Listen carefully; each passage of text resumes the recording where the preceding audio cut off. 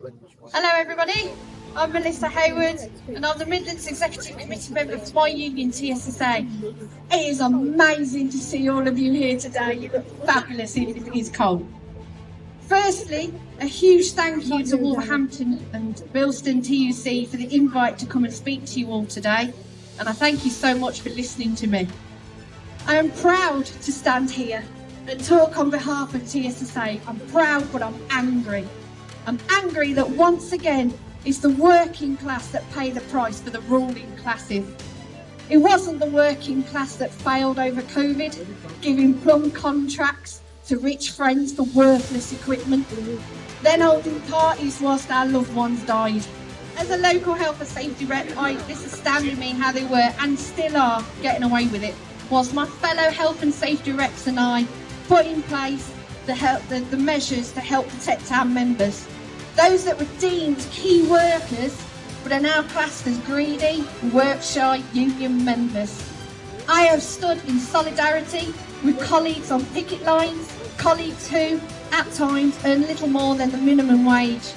They have stood for job security because the fat cats in Westminster don't believe that having a member of station staff is viable anymore. Station staff who, in a lot of cases, work alone.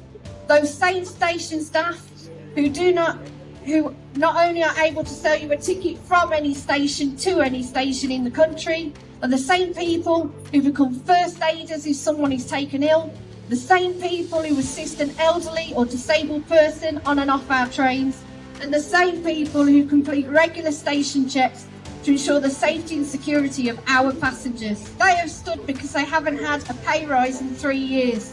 They're making a stand and will continue to do so because the choice between heating or eating is no longer an option. Often people can't afford to do neither. In this country, the 5th richest in the world, we have food banks, warm banks, and old people having to use code words to get free food in cafes or a warm shower in community centres because they can't afford to run their own in the privacy of their own home. It's a disgrace and it shames us all. Sadly, the only banks that have thrived under the Tories are bankers' bonuses. Talks have been held though, the union suspended action, and for 4 weeks later when the government finally allowed the rail companies to make an offer, it was derisory and bore little resemblance to the discussions that had taken place. They sought to attach strings that would have sold our membership down the river, and all for a pay rise this year that's 10% below the rate of inflation, a rate of inflation they created through their own financial mismanagement.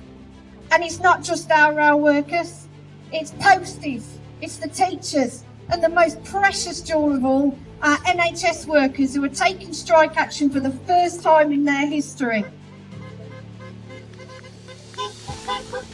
Those same NHS workers that these Westminster millionaires stood and clapped for every week. This is a fight we can't afford to lose. Workers standing united together are strong, and we stand with you all. Solidarity.